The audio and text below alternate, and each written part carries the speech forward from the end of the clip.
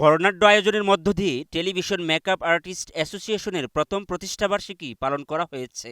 শুক্রবার সন্ধ্যায় প্রতিষ্ঠাবার্ষিকী উপলক্ষে রাজধানীর বিশ্ব সাহিত্য কেন্দ্রে এক অনুষ্ঠানের আয়োজন করা হয়। এ সময় বক্তারা বলেন, সংগঠনটি টেলিভিশন মেকআপ আর্টিস্টদের উন্নয়নের লক্ষ্যে কাজ করে যাচ্ছে।